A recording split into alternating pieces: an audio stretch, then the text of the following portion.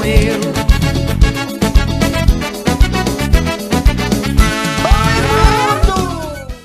Oi, mundo!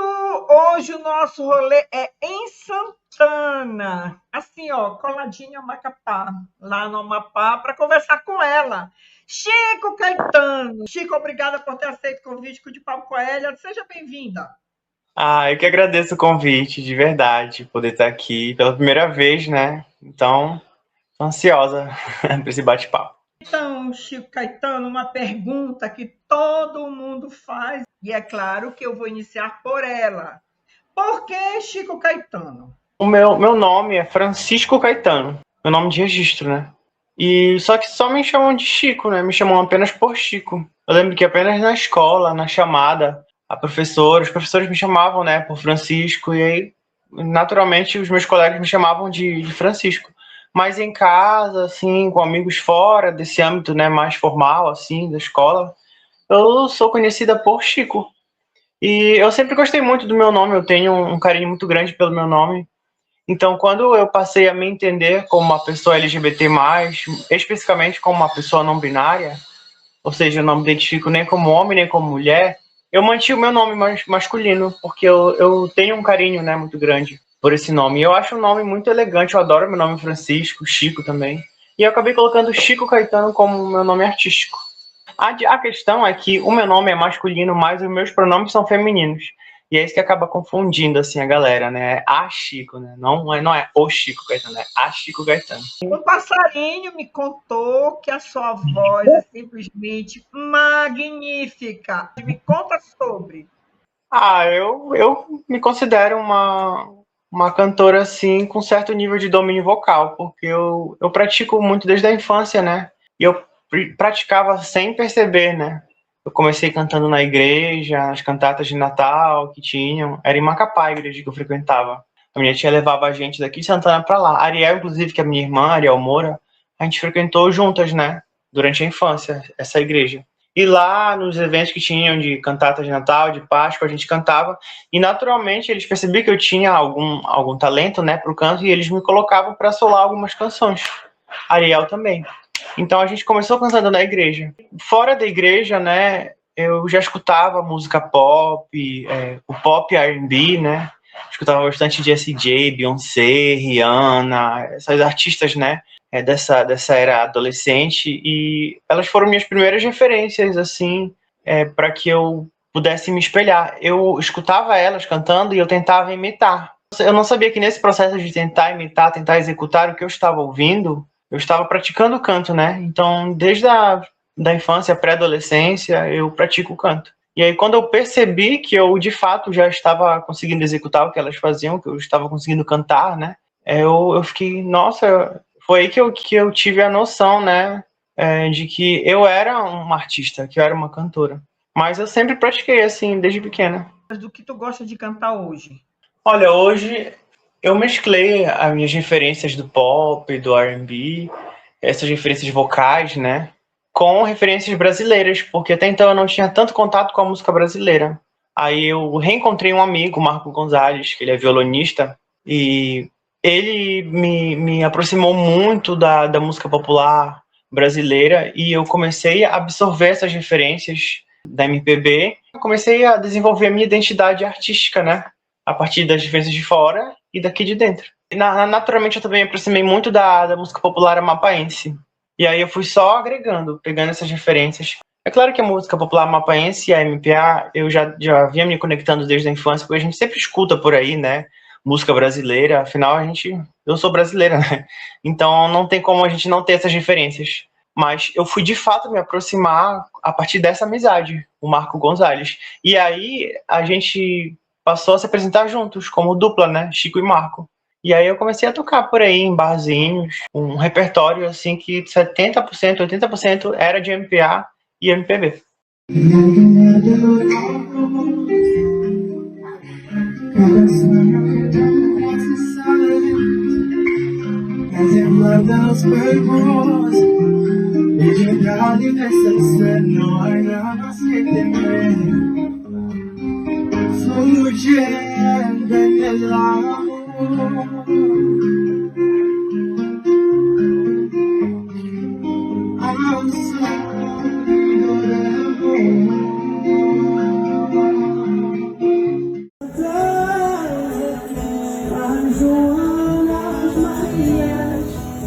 As margaridas, lavaram querida.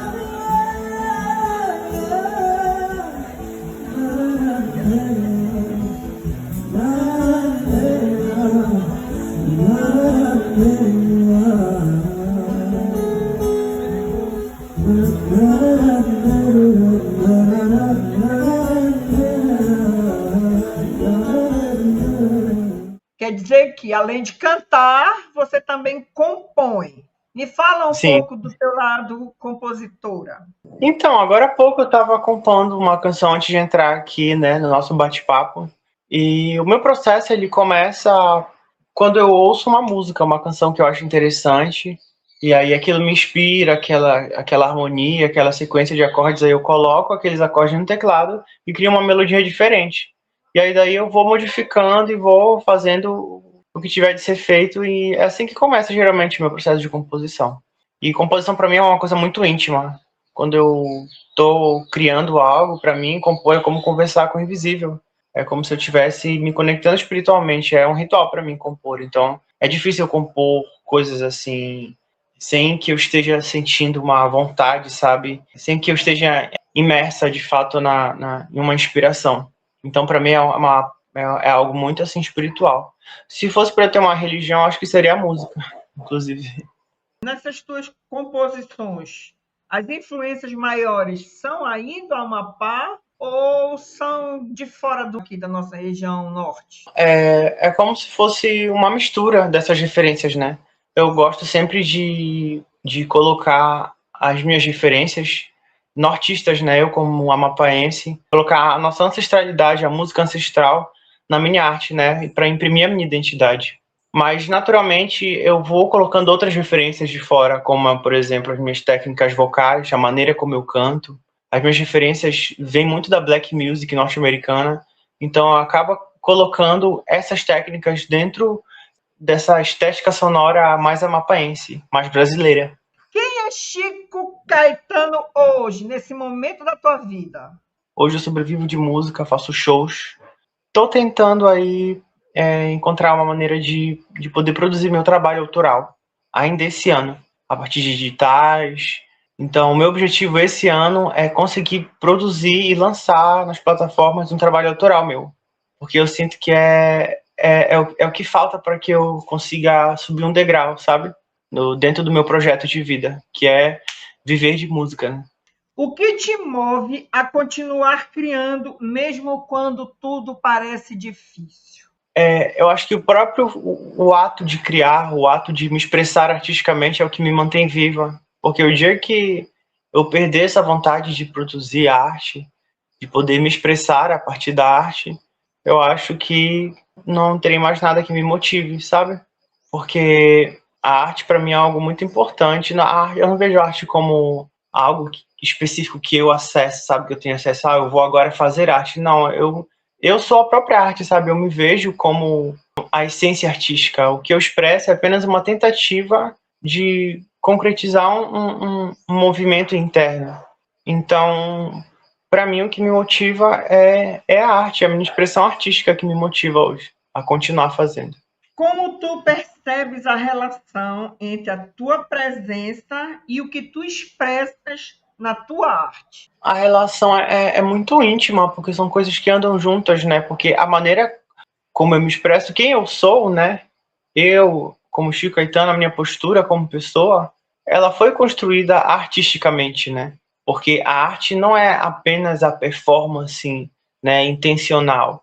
Eu acho que a arte, ela é uma questão comportamental também. Você se comporta de maneira artística, sabe? Eu pelo menos vejo dessa maneira, porque se eu, por exemplo, coloco esse brinco aqui, aí eu coloco um vestido, uma roupa diferente, assim, e sei lá, põe um salto para comprar um pão na padaria. Eu estou rompendo com os padrões, né, de expressão.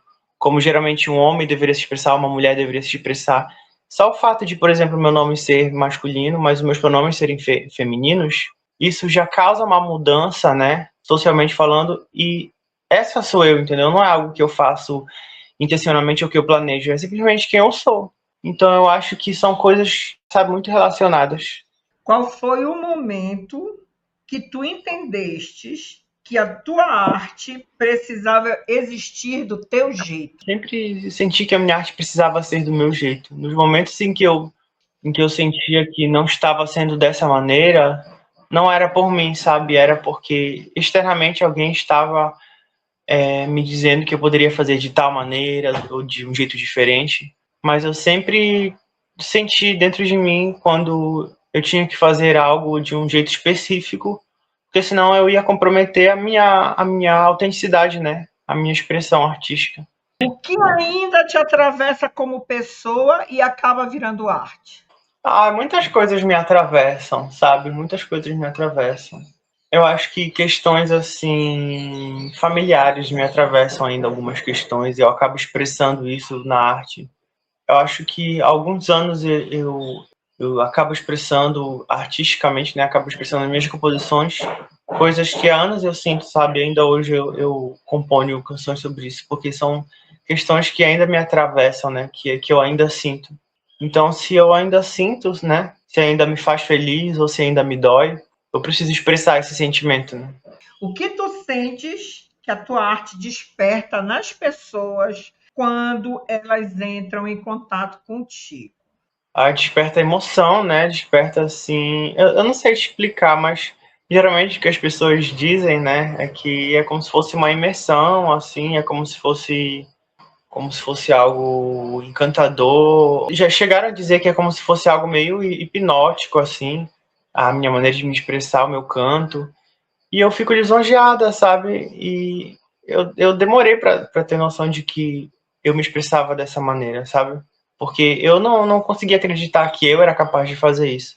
Eu pensava, eu tenho a capacidade de fazer as pessoas chorarem, as pessoas se emocionarem. Eu não tinha noção disso, sabe? Eu não me dava o devido valor, sabe? Eu achava que eu não era tudo isso, que eu não tinha toda essa capacidade, que eu não era desse tamanho.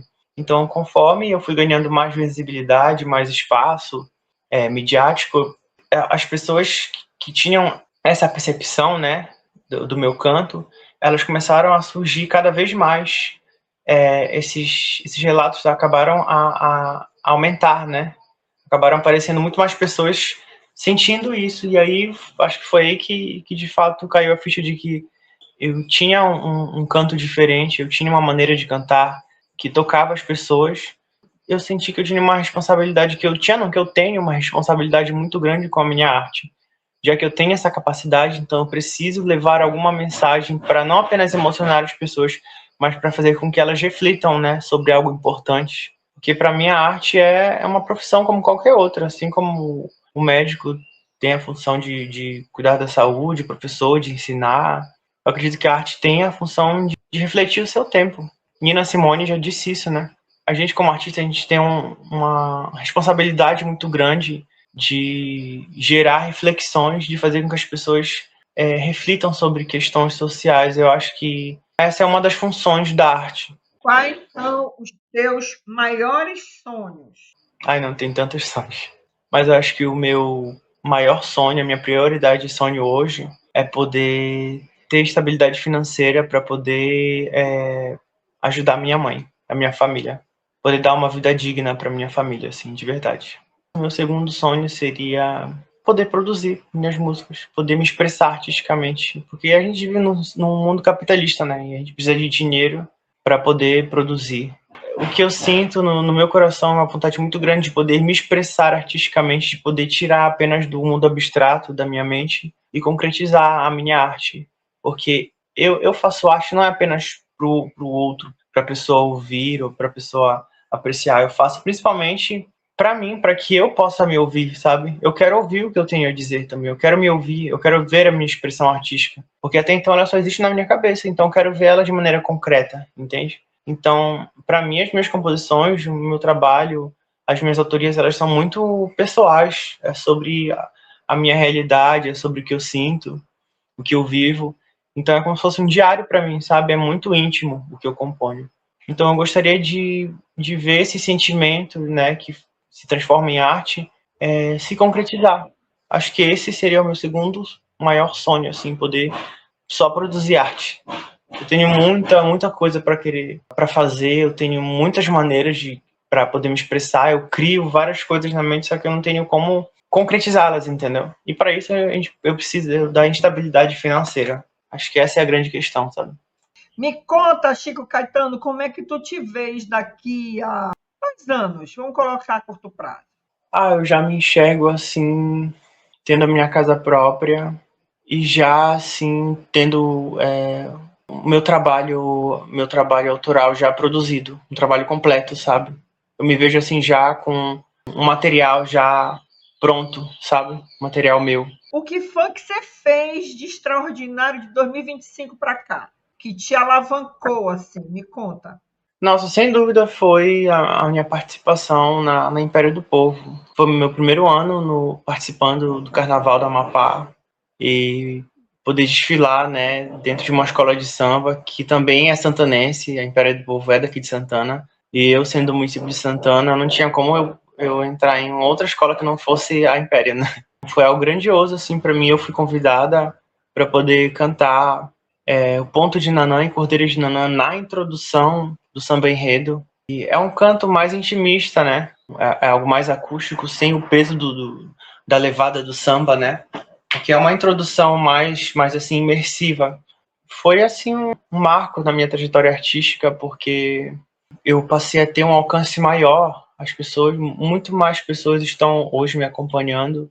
Eu estou conseguindo alcançar muitos outros lugares. Eu estou tendo mais oportunidades. Isso foi assim grandioso para mim, porque eu estou fazendo parte da cultura do meu estado. Eu acabei imergindo na cultura, uma cultura que está relacionada à nossa ancestralidade, né? O carnaval é algo ancestral, assim, não só no Amapá, mas no nosso país como um todo. Então, foi muito importante para mim essa participação no Império do Povo. Chico, você tem uma irmã que tem um certo reconhecimento na música, né, como artista. Como é que isso influencia no teu trabalho? Como é que tu enxerga essa relação de vocês? Nossa, a Ariel é uma das minhas maiores referências artísticas assim, dentro da cultura mapaense, porque foi a partir dela que eu me conectei com a MPA. Ela já conhece a maioria dos artistas, compositores e cantores amapaenses. Ela interpreta canções desses artistas, né, há anos já, antes de ela participar do The Voice, né, em 2016. Então, eu sempre me inspirei muito nela nesse sentido, sabe, de me alimentar mais da música popular mapaense. Então, ela foi e ainda é uma grande referência para mim, minha irmã. Fora a nossa queridíssima Ariel, quais são as tuas outras referências no teu cantar e no teu compor? Nossa, só me vem assim na cabeça Osmar Júnior, que eu tenho desenvolvido uma relação, uma amizade com ele, né? Ele me chamou para gravar uma música que ele compôs. Ela fala sobre Santana, inclusive, e a gente vai gravar futuramente essa canção. Outra referência muito grandiosa, assim, para mim também é Patrícia Bastos. O canto dela é algo tão suave, tão angelical, é uma coisa assim cristalina que eu sinto que é uma das minhas maiores referências assim artísticas e vocais aqui da música popular mapaense. Também Zé Miguel, eu penso também hoje, nossa, a Amadeu Cavalcante é um dos meus artistas favoritos também daqui. Sou apaixonada pelo trabalho dele, Sentinela Nortente, que ele lançou em 89, se eu não me engano, acho que é. Eu sou apaixonada pela estética sonora desse trabalho dele, que é algo assim meio espacial, tem bastante reverberação, tem sintetizadores, assim, junto com o som mais orgânico, com o batuque, né? Então, é um trabalho, assim, incrível, é um trabalho que eu vejo como algo único. Todos os trabalhos que ele já desenvolveu musicalmente, esse é o meu favorito. Então, acredito que essas sejam as minhas principais referências, assim, dentro da MPA. Osmar Júnior, Amadeu Cavalcante, Patrícia Bastos e Zé Miguel. Fora daqui eu penso, assim, em Rita Lee. Rita Lee é uma grande referência para mim. Djavan, Tim Maia, são as minhas principais referências, assim. E eu canto bastante canções, algumas canções desses artistas no meu repertório. Então, são influências, assim, muito importantes na minha construção da minha identidade artística. Chico Caetano, compartilhe com a gente onde a gente se encontra nas redes sociais. Pois é, mano. No meu Instagram é Chico Caetano, Chico com CH, Chico Caetano. No Facebook, no Instagram, no TikTok também, todos estão Chico Caetano, da mesma maneira. Só colocar lá vai aparecer. Bom mundo, agora que nós já conhecemos Chico Caetano, esse talento amapaense, o que eu vou dizer para vocês? Vem para cá pro canal, que aqui sempre tem muita novidade, aqui sempre tem artista autoral, levando sua música com muito amor, com muito talento para o mundo, como ela, Chico Caetano. Muitíssimo obrigada pela tua participação, te desejo sucesso. Eu que agradeço, meu amor. Muito obrigada pelo convite. Eu adorei esse bate-papo, eu adorei essa troca. Foi muito linda, né? Foi um tanto íntima, né? Muitas perguntas íntimas. Mas é sempre bom eu poder, às vezes, olhar um pouco para mim, poder falar coisas que estão relacionadas à minha intimidade artística, né? Porque assim o público acaba me entendendo melhor quem eu sou, entendendo o que eu tenho a dizer, né? A partir da minha arte. Então, eu só agradeço. Muito obrigada, viu? Eu tô de papo com a Elia de papo com eu.